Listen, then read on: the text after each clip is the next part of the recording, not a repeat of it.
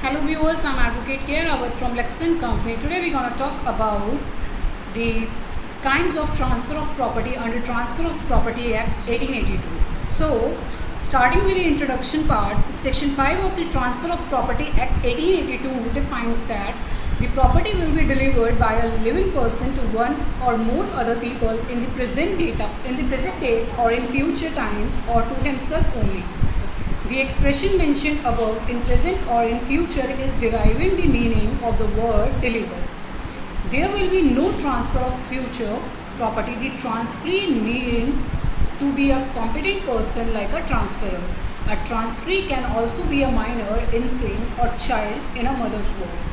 In this section, living person includes companies, private associations which are registered or not, but nothing in this section affects the law while doing the transfer of property to any company or association or individual body. Now, talking about the kinds of transfer, subsequent form of transfer under the Act are: number 1, sale. It's an out transfer of property and also the consideration is money.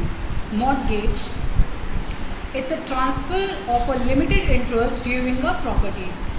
Lease. A lease may be a transfer of a right to enjoy the immovable property for a particular time. Exchange. It's the same as sale but differ in consideration. Here the consideration is another thing, not money. The last one is gift. Here there is no consideration. Now in my next video, I'll tell you about which is not amounting to the transfer of property. I hope you are clear with this particular section. If not so, then do let me know in the comment section regarding all your doubts and queries. I'll see you guys super soon in my next video with some other legal topic. Till then, take care of yourself.